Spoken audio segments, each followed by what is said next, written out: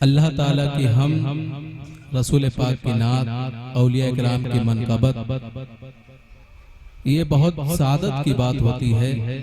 ایک دینی ماحول، ایک خوبصورت ماحول ہونا چاہیے ہر مسلمان کے گھر، ایک اسلامی ماحول ہونا چاہیے کہ ہم زندگی جو صبح سے شام تک ہر دن صبح اٹھنا ہے اور دن گزار کر کے رات آنی ہے، پھر سو جانا ہے، پھر صبح ہونی ہے، تو یہ ہمیں گزارنا کیسے ہے؟ ایک اسلامی طریقے سے ہمیں اپنی زندگی گزارنا چاہیے۔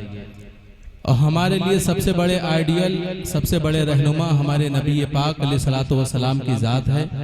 ہم آپ کی سیرت کو دیکھ کر اپنی زندگی گزارتے ہیں اور اس پہ عمل کر کے ہم دنیا و آخرت میں کامیاب ہوتے ہیں۔ ایک سوال ہوتا ہے کہ دنیا بھر میں سب سے زیادہ محبت کس سے کرنی چاہیے؟ ایک مسلمان سے جب کوئی سوال کرتا ہے کہ پوری دنیا میں سب سے زیادہ محبت کس سے کرنا چاہیے، تو آئیے حدیث پاک سے معلوم کرتے ہیں کہ ہمیں سب سے زیادہ محبت کس سے کرنی چاہیے۔ رسول پاک صلی اللہ تعالی علیہ وسلم خود ارشاد فرماتے ہیں کہ تم میں سے اس وقت تک کوئی بھی پکا مومن نہیں ہوگا، لا یؤمن احدکم حتی اکون احب الیہ من والدہ وولدہ والناس اجمعین۔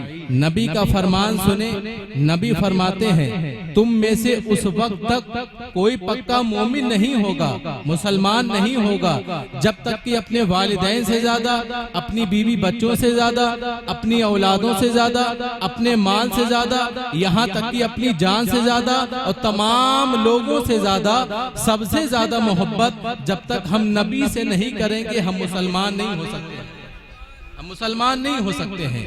یہ نبی کا فرمان ہے، کسی اور کا فرمان نہیں ہے۔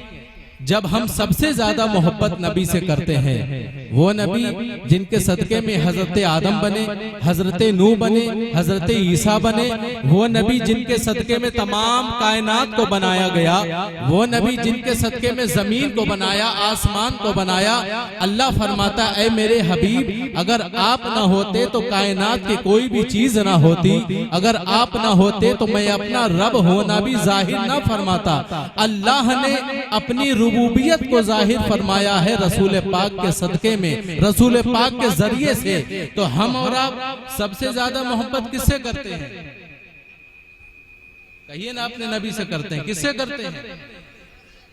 اب جو بندہ سب سے زیادہ محبت اپنے نبی سے کرتا ہے وہی پکا مومن ہوا کرتا ہے حدیث پاک کی روشنی میں۔ تو یہ ہمارا امتحان اس وقت ہوتا ہے جب دنیا میں لوگ پھنسے ہیں، یہ دنیا میں لوگ پھنسے اپنی زندگی گزار رہے ہیں، ہم اور آپ، گھر والے بھی ہیں، بیوی بچے بھی ہوتے ہیں، دوست احباب بھی ہوتے ہیں، رشتہ دار بھی ہوتے ہیں، تمام معاملات دنیاوی ہوتے ہیں۔ ان دنیاوی معاملات کو نظروں کے سامنے رکھیں، پھر فیصلہ کریں کہ ہم اپنے بیوی بچوں سے زیادہ نبی سے محبت کرتے ہیں، کیا اپنے والدین سے زیادہ محبت ہم اپنے نبی سے کرتے ہیں، کیا اپنے مال سے زیادہ محبت اپنے نبی سے کرتے ہیں۔ اگر پکا مسلمان ہوگا وہ یہی کہے گا کہ بالکل ہم نبی سے سب سے زیادہ محبت کرتے ہیں۔ تو یہ بات بھی ہمیں یاد رکھنا چاہیے، اگر ہم نبی سے سب سے زیادہ محبت کرتے ہیں تو نبی کا فرمان ہے کہ جو اللہ نے مال دیا ہے اس کی زکوٰۃ ادا کرو۔ تو ہم جب سب سے زیادہ محبت نبی سے کرتے ہیں تو ہمیں کہنے کی ضرورت نہ پڑے، جو مالدار ہیں وہ زکوٰۃ خود ادا کریں۔ اگر نبی سے سب سے زیادہ محبت ہے تو جب مسجد میں اذان ہو تو نماز کی طرف قدم بڑھنا چاہیے۔ جب نبی سے سب سے زیادہ محبت ہے تو رمضان کے روزے پابندی سے رکھنا چاہیے۔ جب نبی سے سب سے زیادہ محبت ہے تو اپنی زندگی کو اسلامی زندگی بنانا چاہیے۔ اب جتنے بھی نبی کے دشمن ہیں ان سے دور رہنا بھی ہمارے لیے ضروری ہے۔ آپ ذرا توجہ نہیں فرما رہے ہیں، توجہ فرمائیں۔ اس کے بعد میں تمام علماء کرام شورا اسلام ہوں گے، بہت قیمتی گفتگو ایمان کے تعلق سے آپ سن لیں۔ جس نبی سے ہم سب سے زیادہ محبت کریں اس نبی کے جو دشمن ہیں وہ ہمارے دشمن ہیں۔ اس نبی کے جو وفادار ہیں وہ ہمارے وفادار ہیں، اللہ نے جن سے دشمنی کرنے کے لیے کہا وہ ہمارے دشمن ہیں، اللہ نے جن کو دوست بنانے کے لیے کہا وہ ہمارے دوست ہیں۔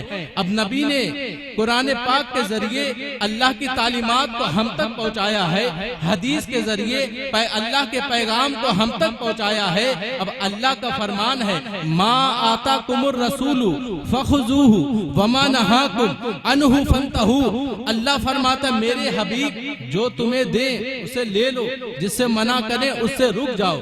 اللہ کے نبی نے کن باتوں سے منع کیا؟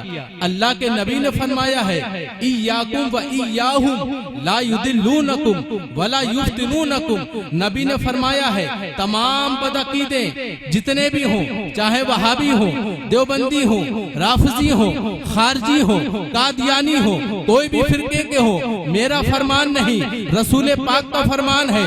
اللہ کے نبی فرماتے ہیں ان سے بچ کے رہنا، ایسا نہ ہو لا یضلونکم، کہیں وہ تمہیں گمراہ نہ کر دیں، لا یفتنونکم، کہیں تمہیں فتنے میں نہ ڈال دیں۔ اور ہوتا ایسا ہی ہے، لوگ جن کے پاس علم نہیں ہوتا ہے وہ بھی کہنے لگتے ہیں مسجد کے ممبر سے یہ دیوبندی ہمارے بھائی ہیں، معاذ اللہ یہ بھی نمازیں پڑھتے ہیں، ہم بھی نماز پڑھتے ہیں، یہ بھی کلمہ پڑھتے ہیں، ہم بھی کلمہ پڑھتے ہیں، یہ بھی درود پڑھتے ہیں، ہم بھی درود پڑھتے ہیں۔ نمازیں تو شیطان بھی پڑھتا تھا، اتنی عبادتیں کی، اتنے سجدے کیے شیطان نے، لیکن نبی کی تعظیم نہ کی، تعظیمی سجدہ نہ کیا، اللہ نے دوزخ سے نکال، جنت سے نکال کر دوزخ میں ڈال دیا۔ تو پتہ یہ چلا کہ نمازوں کی بنیاد پر بخشش نہیں ہوتی ہے، نماز کے ساتھ ساتھ عشق رسول ہونا بھی ضروری ہے، عشق مصطفیٰ ہونا بھی ضروری ہے۔ اب جس کے دل میں نبی کا عشق نہیں وہ دنیا میں کامیاب نہیں ہو سکتا ہے، آخرت میں کامیاب نہیں ہو سکتا ہے۔ اب جس کے دل میں اللہ کا عشق ہے، مصطفیٰ کا عشق ہے، پھر وہ نماز پڑھے گا، پھر وہ روزہ رکھے گا، پھر وہ سجدہ کرے گا، تو اس کی عبادت اللہ کو پسند آئے گی، کیونکہ یہ میرے حبیب سے محبت کرتا ہے۔ سیدھی سی بات ہے، دنیا میں رہنا ہے تو رسول پاک سے محبت کرنا ہے، دنیا میں رہنا ہے تمام صحابہ سے محبت کرنا ہے، دنیا میں رہنا ہے تمام اہل بیت سے محبت کرنا ہے، دنیا میں رہنا ہے تمام اللہ والوں سے محبت کرنا ہے۔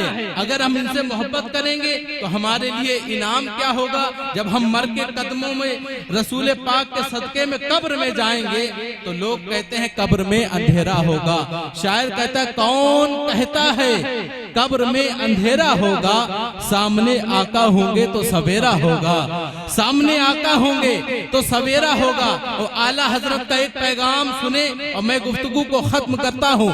اعلیٰ حضرت فرماتے اے لوگو، اے بھولے بھالے مسلمانوں، دنیا میں رہو تو گھبراؤ نہیں، اللہ سے محبت کر کے زندگی گزارو، رسول پاک سے محبت کرو، صحابہ سے عقیدت رکھو، نماز پڑھو، روزہ رکھو، حج کرو، زکوٰۃ ادا کرو، ساتھ میں اللہ سے محبت، رسول پاک سے محبت، تمام اللہ والوں سے محبت کرو۔ ان سے اگر محبت کرو گے تو دنیا میں رسوا نہ ہوگے، دنیا میں ذلیل نہ ہوگے، جب مر کے قبر میں جاؤ گے تو گھبرانا نہیں، یہ گنگناتے چلے جانا یا رسول اللہ۔ یہ کس نے عقیدہ دیا؟ اعلیٰ حضرت نے عقیدہ دیا، وہ اعلیٰ حضرت جو سنیت کی جان ہے، بریلویت کی پہچان ہے، علم کی چٹان ہے، عشق کی پہچان ہے، احمد رضا خان ہے۔ میرے اعلیٰ حضرت فرماتے ہیں جب مر کے قبر میں جاؤ، مرنا سب کو ہے، دنیا میں کوئی رہنے والا نہیں، اعلیٰ حضرت عقیدہ دیتے ہیں مر کے جب قبر میں جانا تو یہ گنگناتے چلے جانا یا رسول اللہ، لحد میں عشق رخے شہ کا داغ لے کے چلے، اندھیری رات سنی تھی چراغ لے کے چلے، تیرے غلاموں کا نقش قدم ہے راہ خدا، وہ کیا بہک سکے جو یہ سراغ لے کے چلے، جنا بنے گی محبان چار یار کی قبر، جو اپنے سینے میں یہ چار باغ لے کے چلے، جو چار باغ لے کے چلے۔ تو چار صحابہ سے حضرت ابو بکر صدیق، حضرت فاروق اعظم، حضرت عثمان غنی، حضرت مولا علی، ان سے پکی اور سچی محبت کرے گا، اس کی قبر کو اللہ جنت بنا دے گا، وہ جنت کے مزے حاصل کرے گا۔ دنیا میں رہنا ہے تو رسول پاک کے گن گانا ہے، صحابہ کے گن گانا ہے، مسلک اعلیٰ حضرت پہ عمل کرنا ہے۔ مسلک اعلیٰ حضرت کیا ہے؟ ایک شعر میں آپ سمجھ لیں کہ انہیں جانا انہیں مانا نہ رکھا غیر سے کام، انہیں جانا انہیں مانا نہ رکھا غیر سے کام، للہ الحمد میں دنیا سے مسلمان گیا، نعمتیں بانٹتا جس سمت وہ ذیشان گیا، ساتھ ہی منشی رحمت کا قلم دان گیا، لے خبر جلد کے غیروں کی طرف دھیان گیا، میرے آقا میرے مولا تیرے قربان گیا، آج لے ان کی پناہ آج مدد مانگ ان سے، پھر نہ مانیں گے قیامت میں اگر مان گیا، جانو دل ہوش و خرد سب تو مدینے پہنچے، تم نہیں چلتے رضا سارا تو سامان گیا۔ اب حضرات ادب سے بیٹھیں، ادب بہت بڑی چیز ہوتی ہے۔ علماء کرام ممبر رسول پر تشریف لا رہے ہیں، حضرت مولانا معراج صاحب قبلہ ممبر رسول پہ تشریف لا چکے ہیں، حضرت کا خطاب آپ حضرات سماعت فرمائیں گے۔ جتنے بھی سامنے ہمارے بھائی تشریف فرما ہے کھڑے ہیں، تمام سے گزارش ہے کہ جلد سے جلد جلسگاہ میں تشریف لائیں، محفل کے رونق کو بڑھائیں، محفل کے رونق کو دوبالا کریں، اپنی نیکیوں میں اضافہ کریں۔ اب میں آپ کے سامنے عظیم ثقلینی کو پیش کروں گا، وہ آپ کو نبی کے نعت سنائیں یا منقبت کے اشعار سنائیں، آپ حضرات ان کے کلام سے محسوس ہو جائیں۔